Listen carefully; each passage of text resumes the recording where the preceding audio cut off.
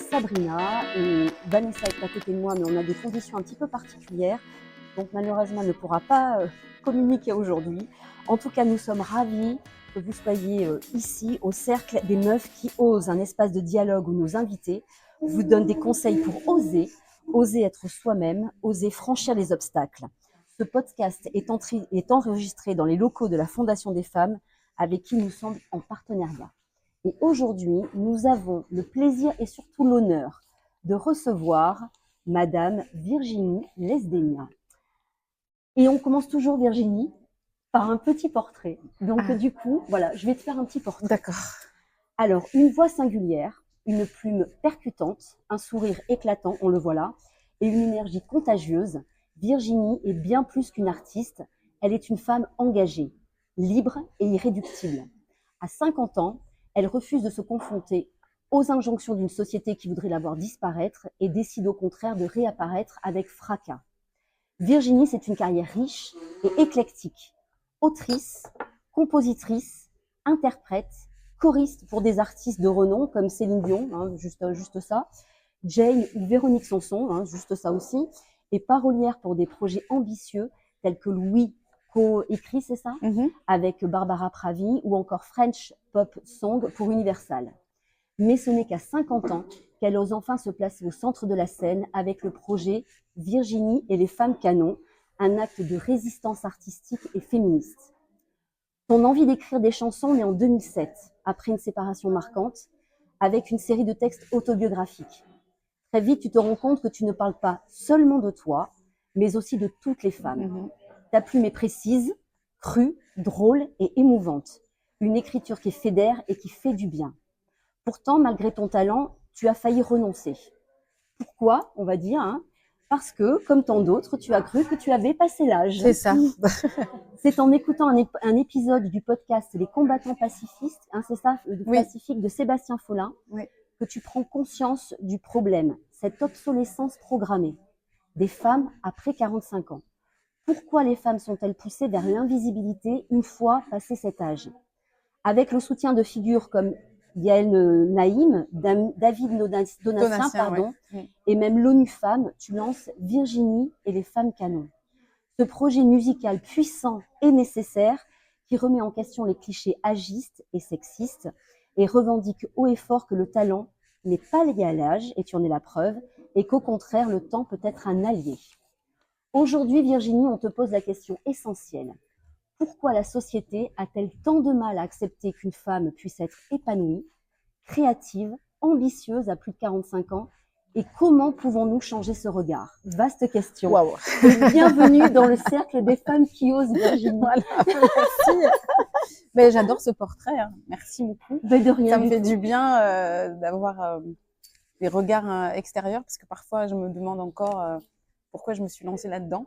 Donc j'ai quelques réponses en écoutant le portrait. Ah, voilà, on aime bien ce petit portrait parce que il casse un petit peu effectivement et il permet de bien entendre aussi ce qu'on est, parce qu'effectivement quand on se présente, on n'est pas toujours en adéquation avec soi-même. C'est ça. Donc du coup, tu as fait tellement de choses, Virginie, mais tu te rends compte? Oui, je sais. Je sais. Mon corps s'en rend compte, mon énergie s'en rend compte aussi. Et encore, on n'a pas parlé de toute j'ai dérivé à un moment vers le bien-être. J'en ai eu marre d'être dans l'artistique. Donc, il y a eu un moment où je suis partie, j'ai repris mes études et j'ai fait de la sophrologie et du massage bien-être et énergétique. Et après, je suis revenue à la musique. Très bien. Je n'ouvre même pas ça, mais il y a eu ça en plus. D'accord, oui. Donc, effectivement, ton parcours, il est riche. Ouais. Donc, du coup, alors, Virginie, est-ce que tu peux nous parler de ce projet donc, de femmes, en fait, les femmes canons? Parce qu'effectivement, on en parlait tout à l'heure en préambule, un petit peu en aparté. L'invisibilité des femmes après 45 ans, elle est là. C'est un fait. Alors oui, elle est là, c'est un fait. Moi, je m'en suis pas rendu compte tout de suite. Je m'en suis rendu compte quand j'ai écouté le podcast, en effet, de Sébastien. Alors, je le savais, hein, parce que moi, j'avais intégré en commençant ma carrière de chanteuse que ça allait s'arrêter, ou en tout cas bien ralentir à partir de 40 ans. Donc ça, on l'intègre toutes quand on commence la musique ou la danse, on le sait. Après, j'avais un peu intégré les règles du jeu, en fait. Enfin, un peu, non, j'avais carrément intégré les règles du jeu. Et, et en fait, quand je me suis retrouvée à 48 ans, j'ai vu qu'on m'appelait moins pour bosser. Je me suis posé la question de la chirurgie, carrément, tu vois. Ah Je me ouais, suis dit, ouais, je me suis dit, ouais, j'ai des sternes, j'ai l'air fatiguée tout le temps, peut-être que je ferais un petit truc pour me pimper un peu. Et puis finalement, j'ai pris rendez-vous et j'y suis pas allée. Et donc à ce moment-là, je me retrouvais plus en fait dans ce métier-là. J'en avais marre de mettre des belles robes et de chanter, de faire la belle. Enfin, on ne fait pas que la belle quand on est chanteuse, mais il y a quand même de ça. Et il y a une réelle objectivation des corps. Donc j'avais plus tellement envie d'être là-dedans. Et comme quand t'es choriste, ben on te demande d'être bah, soit tu es très jolie, très mince, ou tu peux être, si tu fais des choses un peu gospel, je caricature, mais il y a vraiment de ça. Tu peux être grosse et chanter très fort, c'est mieux. Et donc, du coup, après, je crache pas sur ça. Moi, j'ai bossé aussi beaucoup parce que j'étais métisse, donc choriste, parce qu'il y a une caricature de la choriste métisse. Donc, mais je voyais que là, ça se calmait un peu. Et puis je m'étais dit, bon, c'est pas plus mal, je vais écrire pour les autres, je vais rester derrière. À côté de ça, je suis dans des agences de comédienne pour des pubs, etc. Et donc j'ai été prise dans une pub, j'ai eu le rôle principal de la maman, puisqu'à partir de 45 ans, on m'a commencé à me proposer des castings de maman et des castings pour des futurinaires, des castings beaucoup pour les crèmes anti-rides, beaucoup. Et donc voilà, j'ai eu ce rôle-là et j'ai rencontré donc un réalisateur qui 6 mois après m'a appelé et m'a proposé, il m'a dit si tu veux, je te fais un clip si tu as un projet musical. Voilà. Et c'est comme ça que tout est parti, puisque moi encore une fois j'avais intégré ça, que de toute manière ça allait être de plus en plus difficile. Difficile, ouais, Donc ok. si tu veux, il y a eu vraiment un truc où ça s'est vraiment fait en 2 temps, c'est-à-dire que moi j'avais intégré que j'allais plus faire grand chose et encore moins passer devant. Et, et puis au final, eh ben, c'est ce qui se passe. Donc il me propose ça et je lui dis, bah, j'ai pas de projet, donc bah, c'est pas grave, merci quand même. Ouais, on laisse On tomber. laisse tomber et puis j'ai pas la force, j'ai pas envie, je vois pas de projet de quoi, je sais pas. Et donc j'en parle à Yael Naïm, qui est donc artiste, multi-instrumentiste, productrice et réalisatrice. Et elle me dit, mais pourquoi tu ferais pas une chanson, t'écrirais pas une chanson, puis tu fais un clip avec lui. Et là, je lui dis, bah non, je vais pas faire un clip, une chanson, pourquoi faire, enfin, je vais dans quel cadre, si c'est juste pour m'amuser, j'ai pas le temps. Ouais. Et j'ai un peu la flemme quand même, et c'est beaucoup d'énergie, j'ai pas de sujet, et je suis trop vieille. Ah. Voilà. Là, t'avais le sujet. Et voilà. Donc, je lui ai dit, je suis trop vieille, et c'est vraiment comme ça que ça s'est passé. Elle me dit, mais non, t'es pas trop vieille. Je lui ai dit, bah, si tu connais l'écosystème de la musique, tu sais très bien que c'est pas possible. En fait, personne va signer quelqu'un qui débarque à 48 ans si j'arrive à pondre une chanson rapidement. Et voilà. Et donc, 15 jours après, j'entends par hasard le podcast de Sébastien Follin. Il avait invité Sophie Dancourt du média J'ai Piscine avec Simone et Marie Charelle qui venait de sortir un livre qui s'appelait Qui a peur des vieilles. Et en fait, j'ai écouté le podcast et c'est là que j'ai eu une sorte d'épiphanie, de déclic. Bing, Et je me suis dit, waouh, en fait, je suis vachement dedans. En fait, j'ai percuté la portée sociétale qui était la dévalorisation des femmes après 50 ans. Ouais. J'ai réalisé la portée sociétale et psychologique qui était la dépréciation des corps et du visage des femmes après 45 ans, on va dire. Ouais, donc du coup, tu as fait justement un album en fait sur ça, sur ce. Ouais, après, en fait, j'ai commencé quand il y a eu ça, je suis retournée voir Yael, je lui ai dit, je crois que j'ai un sujet. Elle m'a dit, ouais, c'est hyper bien, je vais écrire sur la place qu'on a envie de garder. Mmh. Je vais écrire sur ce tabou qu'est la ménopause. D'ailleurs, dans le texte, je dis, qu'est-ce que tu vois? Regarde-moi, qu'est-ce que tu vois pour vouloir mettre à l'écart, à l'abri des regards, les traces du temps qui passe. C'est ça que ça veut dire. Ça veut dire, tu as envie de me mettre à l'écart parce que mes rides te posent un problème, parce que ce qui s'affaisse te pose un problème. Et ensuite, de là, on a tourné un clip, on a sollicité pas mal d'artistes pour ça. Et puis, naturellement, j'en ai écrit une deuxième, une troisième, et puis on a décidé de faire l'EP, et finalement, ça a été signé sur le label de Yael et David Donatien, qui venaient de monter leur label peu de temps avant, et donc je suis la première artiste signée dans leur label. C'est classe quand même. Hein. Ouais, c'est chouette. C'est classe, puis c'est peut-être une belle continuité parce que tu étais déjà amie avec eux en Oui, fait. oui, c'est Donc ça. du coup, ça fait, voilà, c'est bien, c'est une belle C'est histoire. ça, ouais, c'est une belle histoire. Et donc l'EP s'appelle La Réparation, Mm. et dedans, il y a 7 titres qui parlent d'amour. Déjà, j'avais plus envie de faire de chansons d'amour, et la seule que j'ai écrite là, qui s'appelle Par amour, je ne l'écris pas comme je l'aurais écrit à 30 ans. À 30 ans, j'aurais écrit Pourquoi tu m'aimes pas, ou Ne me quitte pas, enfin, ou Je suis triste parce que voilà, je peux pas vivre sans toi, je sais pas quoi. Et à 50 ans, j'ai écrit que par amour, je m'aimerais moi-même d'abord. Oui. Voilà. C'est pas tout à fait le même prisme. Et bien alors c'est justement, donc du coup, à 50 ans, qu'est-ce que, pour les auditrices qui ont pas 50 ans, et pour, qu'est-ce qui se passe à 50 ans? Est-ce qu'on s'aime moins à 50 ans?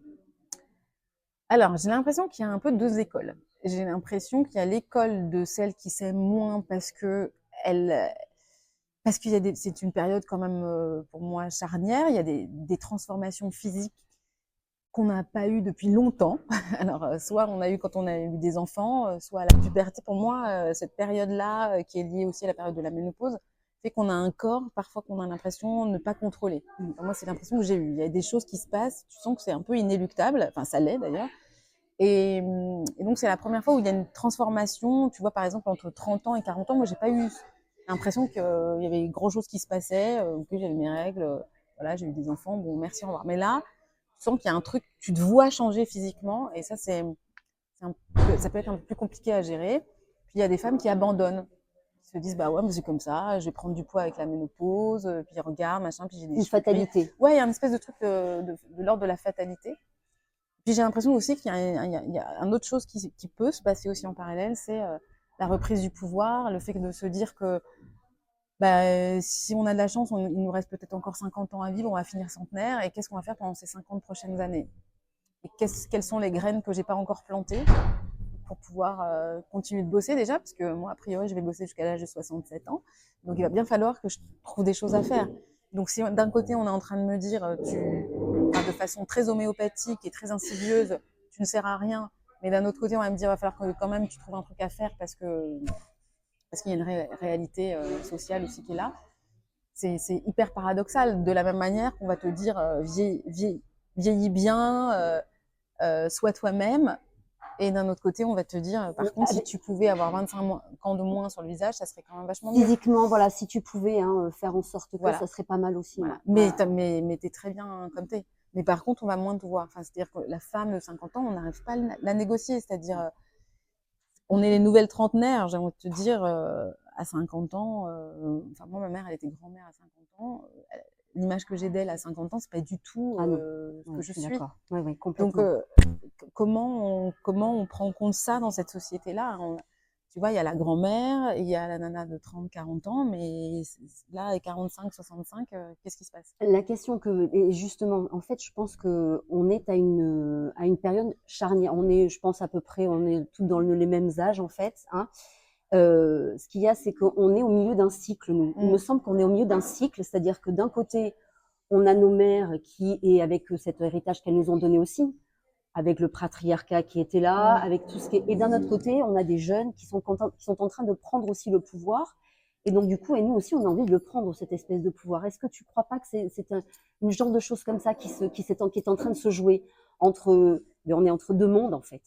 Ouais, c'est ça. On est entre deux mondes, et en même temps, tu parlais de jeunes, de prise de pouvoir et tout ça. Moi, ça m'amène à parler de la notion de transmission. Oui.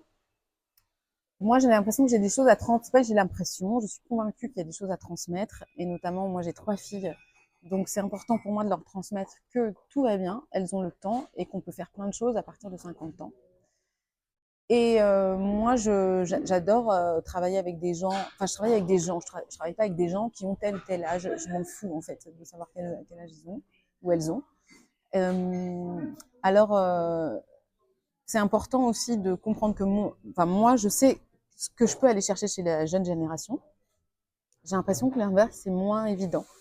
Ils ont moins la conscience de ce que nous, on peut leur On peut leur transmettre. transmettre. Ouais. Et donc, si on casse aussi cette image, tu vois, à 50 ans, c'est fini, on va aussi pouvoir montrer que on a des choses à transmettre, on a des choses à partager en transversalité et que tout va bien. Et je pense que ça passe par les fameux rôles modèles dont on parlait tout à l'heure. Il faut en fait qu'il y ait des rôles modèles, des personnalités, personnages auxquels la jeune génération peut s'identifier Ouais. pour se dire on a le temps. Ouais. Oui, oui, Et on tout a à le fait. temps et qu'il y ait de l'espoir, parce que l'espoir, c'est comme on en a vachement besoin. On vit quand même dans, dans des sociétés, dans des périodes où on a l'impression que tout part dans tous les sens. Donc, avoir l'espoir de pouvoir faire encore un truc, d'avoir des projets, ben, ça maintient en vie, ça nourrit l'estime de soi, la confiance en soi. C'est un cercle vertueux. Si on te dit à partir de 50 ans, tu vas être grosse, tu vas être considérée comme moche parce que c'est lié au bah, t'es plus fertile, donc t'es plus désirable parce que t'es plus jeune. Et tout ça, c'est lié en fait. La beauté est liée à la jeunesse. Moi, j'ai une conversation, un échange sur Instagram avec une femme qui me dit la beauté, c'est la jeunesse, quoi que tu en penses, parce que c'est rebondi, c'est ferme. Ok? C'est une perception en fait. Ouais. C'est un changement de regard. Est-ce que c'est pas une perception qui a été quand même longtemps aussi dictée par le masculin? On est d'accord. Alors, attention, hein, c'est pas pour balayer d'un revers de main les femmes, mais on est empreint de ça. C'est-à-dire qu'il y a cette espèce de truc de séduction. Les hommes on est dans un truc de séduction. Donc, est-ce que c'est pas lié à ça, en fait? Ah si, c'est complètement lié à ça. On est d'accord. Oui, mais c'est complètement lié à ça, à la séduction et à la fertilité. Ouais.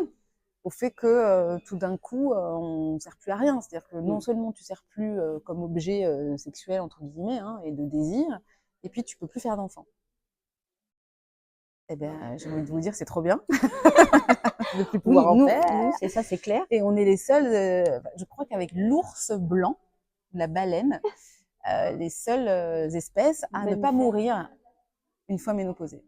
Voilà. Ah ouais. D'ailleurs, on appelle ça le syndrome de la grand-mère. Notre rôle serait justement de transmettre et de s'occuper des plus jeunes. Oui, donc du coup, toutes les espèces meurent une fois qu'elles ne peuvent plus faire de bébés. Et donc Virginie, donc justement sur ton rapport, donc toi tu es une militante, hein, on va le dire, hein, c'est clair. Hein. Est-ce que tu es justement porte-drapeau de ce militantisme qui te... Mais de fait, oui. Est-ce que tu je n'ai pas pensé comme ça, oui, mais tu l'as pas pensé comme ça, mais bah, de du fait, coup, je me suis pas dit tiens, je vais porter oui, l'étendard. Okay. Je vais y aller, j'ai rien à faire. C'est mon destin. Comme si tiens, si je faisais de la danse, non, je vais faire ça. Bah, parce que en fait, je me suis rendu compte que déjà, ça secouait beaucoup. C'est-à-dire, quand j'ai commencé, j'ai eu beaucoup de vents contraires aussi. C'est-à-dire qu'il y a eu des gens qui m'ont dit super, et puis de l'autre côté, il y a des gens qui m'ont dit que ça servait à rien, que... Alors souvent, ouais, mais pour les hommes, c'est pareil. Alors, moi, à ça, je réponds, bah, je m'en fous. En fait, parce que moi, je fais pas le projet pour les hommes. Faites des comptes Instagram, créez des assos. Ouais, prenez votre fardeau, et allez-y. Faites-le, quoi.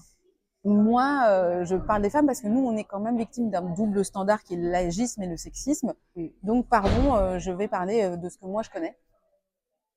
Et donc, non, c'est pas forcément évident. T'as aussi des femmes hein, qui m'ont dit, mais moi, ça va, tout va bien.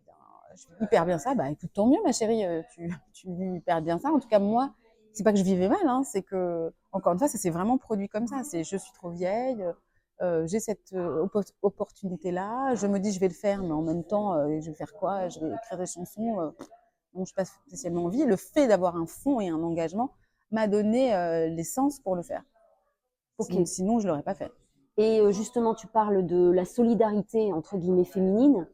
Est-ce que tu la sens, cette solidarité féminine? Oui, je le sens. Il y en a, hein, parce que quand même, je reçois un peu pendant ce moment, tu sens que c'est quand même par vague, mais des messages de femmes qui m'ont dit merci d'être là, merci d'oser, merci parce que du coup j'ai fait une séance photo, je l'aurais jamais faite avant. Ça nous fait du bien, vous devriez être remboursé par la Sécu. Et puis tu reçois aussi des choses où on dit oui, parce que comme je tacne un peu, et notamment j'ai fait des vidéos où je prenais des interviews de Adriana Carambeu et de Sylvie Tellier, qui me paraissaient, après c'est leur point de vue et je le respecte, mais en 2024, ça me paraît un peu suranné, mais bon, encore une fois, c'est mon avis. Donc, quand je fais des vidéos comme ça, oui, j'ai parfois des messages de femmes qui me disent que je suis pas soror, que c'est pas ça la sororité, etc.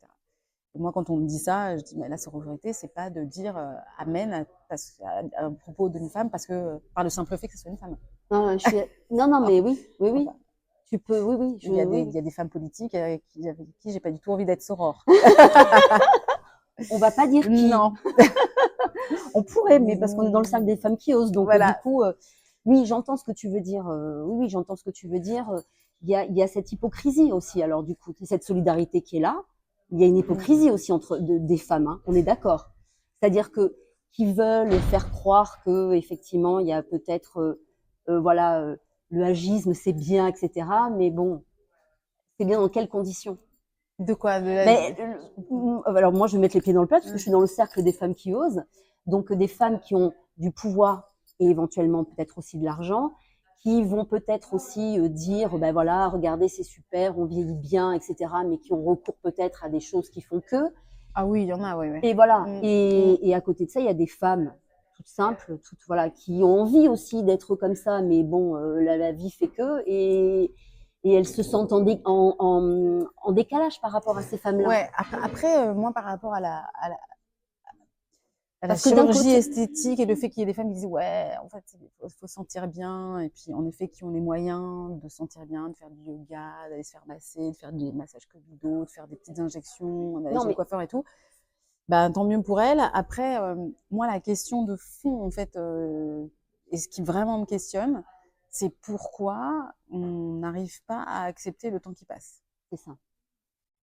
Tu vois, parce que évidemment c'est à disposition. Moi, même après, ça me rassure. Je me dis, si vraiment un jour je me trouve trop des Cathy, peut-être que je vais me dire, bah, je vais me mettre un petit coup de fouet. Tu vois, moi j'ai une amie, elle m'a dit, ouais, mais ça met un petit coup de machin.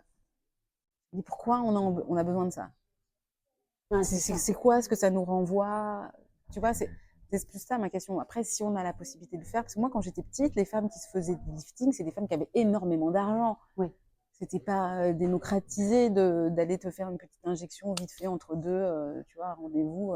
Mais ça n'existait pas en fait. Donc tu vois, c'était quelque chose qui était presque inatteignable. C'était Joan Collins dans Dynasty qui faisait des liftings. Vous savez ce que j'allais dire. Tu n'en connaissais même pas dans la vraie vie des gens qui faisaient des liftings. C'est clair. Donc ça aussi, ça s'est démocratisé quand même. Bien sûr. Entre un repas au milieu du petit déj. Moi, je suis allée en vacances en Thaïlande au mois d'avril chez une amie qui habite là-bas. Elle m'a dit, tu vas voir, il y a des rues entières de cliniques esthétiques. Et c'est vrai, je l'ai vu.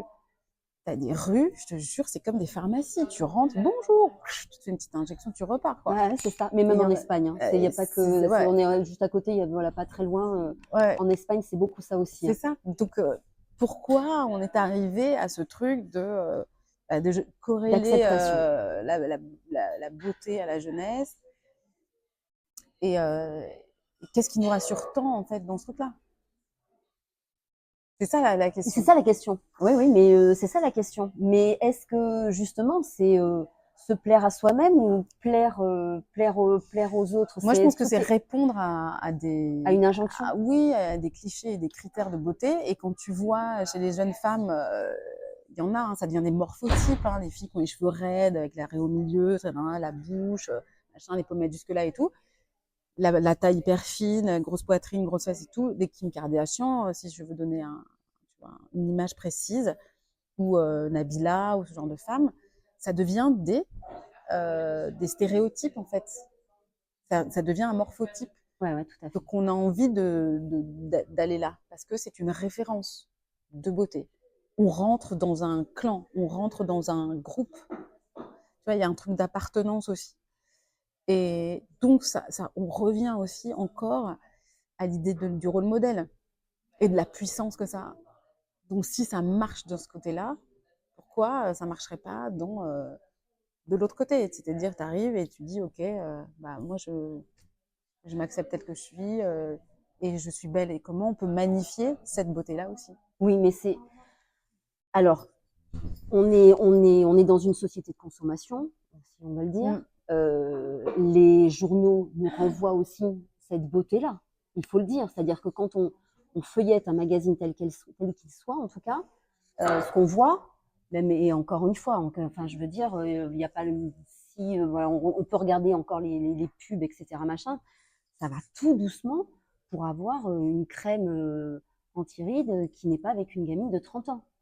Il y a ça Oui, aussi. encore 30 ans, c'est... Oui, voilà, oui, encore, voilà, 30 ans, c'est voilà. Ouais. Et ce qu'il y a, c'est que souvent, ces magazines sont tenus par des femmes elles-mêmes aussi. Donc, quel serait ce point d'achoppement, en fait, qui fait que on pourrait dénouer ça, en fait? On ne peut pas dénouer ça parce que c'est un énorme marché, la cosméto. Ça génère des milliards et des milliards. Donc, de dire aux femmes, il faut rester jeune et repulpée et ferme et liftée, ça rapporte beaucoup d'argent. On est d'accord. C'est tout, c'est le nerf de la guerre. Si demain, tu dis à toutes les femmes, ne changez rien, vous êtes parfaites comme vous êtes. Il y a un marché qui s'effondre. Ah oui. C'est le business. Bah, évidemment. C'est le business qui s'effondre. Ah non, mais bien évidemment, sûr. Si tu vas, l'autre fois, je suis allée à la Samaritaine, j'avais pas été depuis que ça a été refait. J'ai halluciné sur le nombre de marques de cosmétiques. Ouais. Il y a crème de... Ah non, mais c'est carrément, c'est vertigineux en fait. Ah ouais, en fait, oui, c'est tout un pôle en fait, donc un financier qui pourrait éventuellement ne plus effectivement. Oui, et ça, c'est pas possible. Ben oui, c'est sûr. Non, non. Donc il y a ça, plus toute la médecine esthétique, la chirurgie esthétique. Non, ça, c'est pas possible. Qu'est-ce que justement, tu parlais de tes filles tout à l'heure. Alors, tu disais que tu voulais leur transmettre, etc. Qu'est-ce que justement tu leur inculques, tu leur dis, parce que tu disais oui, j'aimerais qu'elles aient la possibilité de voir qu'à 50 ans on peut tout faire, effectivement. Mais est-ce que tu vas comment tu leur transmets ceci? Comment tu fais en sorte de... Alors, tu es une femme puissante. Je pense qu'elles auront voilà, déjà le symbole d'avoir une maman qui est puissante. Qu'est-ce que tu leur dis en plus voilà, vocalement pour leur insuffler en fait cette force et cette acceptation qu'elles pourraient avoir d'elles-mêmes? Alors, je leur dis pas grand-chose, je fais. Le fait de me voir faire ce projet, déjà, c'est beaucoup. Ensuite, elles travaillent avec moi sur ce projet. Donc, elles sont très, très au fait. J'ai une fille de 22 ans, une fille de 19 et demi et une fille de 14. Donc, celle de 19 et demi, elle est très engagée. Elle est féministe depuis qu'elle est née. Elle est née comme ça. Elle est née comme ça. C'est bien le flambeau ouais, est déjà ouais, mais bien. donc c'est elle qui m'a éduquée aussi. Il y a eu un truc parce que moi j'ai été élevée plus ou moins là-dedans. Ma mère lisait Benoît de Croult et donc j'ai une sensibilité à ça. Elle me parlait du VMLF, etc. Après j'ai une période moins ça parce que ma mère elle est partie vivre avec quelqu'un qui est plus patriarche, c'est pas possible. Donc il y a eu une sorte de bug dans mon cerveau ado, je comprenais pas en fait les deux trucs là.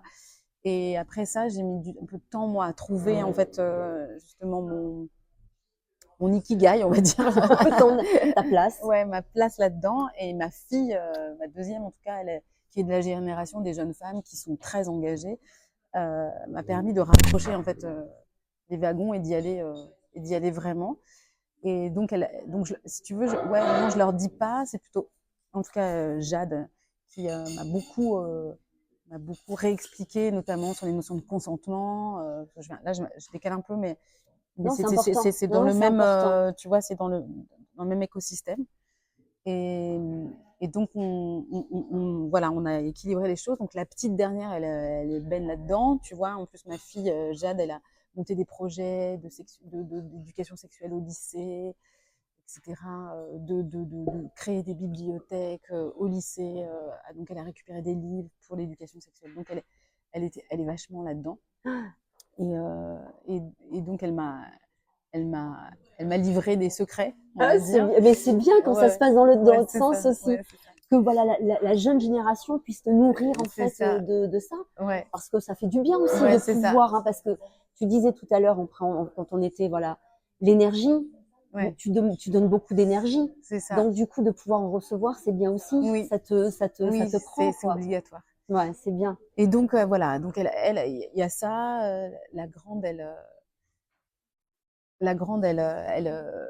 est à fond aussi avec moi, et la petite aussi. Donc, je pense que c'est pas tellement leur dire. J'essaye en tout cas, peut-être à la grande et à la petite, de leur expliquer que c'est, et encore la grande, elle le sait, que la petite, c'est une autre génération. Donc, c'est un peu plus compliqué parce que c'est une génération.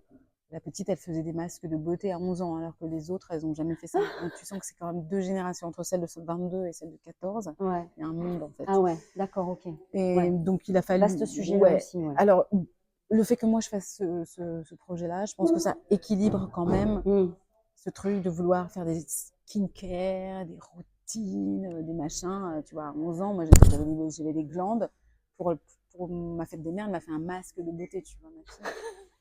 Donc, alors que les deux grandes, elles sont jamais passées par là. Ouais, pas du tout. Pas du tout. Donc, c'est générationnel. Mon projet permet de rééquilibrer un peu les choses. Ouais, d'essayer de. Ça sera notre dernière question aussi pour le podcast. On a toujours une petite question en fait. Alors, Frédéric Lopez, la question c'est si tu croisais la petite fille que tu étais, voilà, et qui s'assirait à côté de toi, qu'est-ce que tu pourrais lui dire?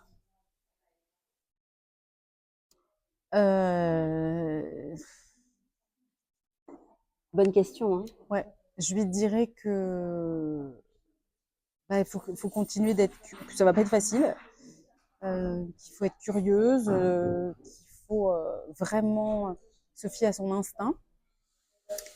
Et je lui dirais que c'est la dose qui fait le poison. Voilà, c'est mon mantra. La dose qui fait le poison. Ouais. Tu bois trop d'eau, c'est pas bien. Tu manges trop de haricots verts, c'est pas bien. Voilà, c'est la dose qui fait le poison.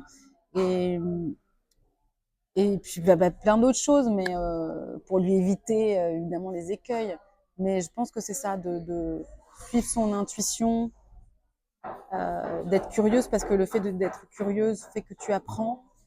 Et pour moi, le fait d'apprendre, c'est avoir du pouvoir aussi. Et je lui dirais aussi un autre truc, c'est que la liberté, c'est l'autonomie. Et que l'autonomie, c'est ce qui est le plus important. Surtout. Pour se sentir libre, il faut être autonome. Ouais. Ça peut être un prix de temps en temps. C'est un prix. Voilà, c'est un prix. On est d'accord. C'est un prix. Ouais, c'est un prix. Il faut être autonome. Ouais. En tout cas, Virginie, merci vraiment beaucoup. Tu es une femme exceptionnelle. Merci, je prends. Voilà, militante, radieuse, magnifique, ne change rien. Ah, d'accord. Voilà, donc pas de petite pas de remontage de pommettes. Non, t'as pas besoin. Nous, on est dans le cercle des meufs qui osent, donc nous, on le dit. Voilà, donc du coup, tu es belle comme tout. Merci. Et sois toi. Et non seulement tu es belle à l'intérieur, mais aussi à l'extérieur. Donc du coup, voilà, quand on dit quand tu es belle, c'est un tout. Eh ben, je prends le tout. Donc, et écoute, le fardeau est là. Peut-être de brandir en fait. Mais nous, on sera là et on te soutiendra. Donc, merci. Du coup, voilà. Donc, merci d'être venu dans le cercle des meufs. Merci à vous. Merci d'oser. Ouais, on va essayer. Voilà. On va essayer d'essayer de mettre un peu des coudes à droite à gauche. Mais en tout cas, voilà. Merci pour ce sourire. On restera sur ça. Merci Virginie.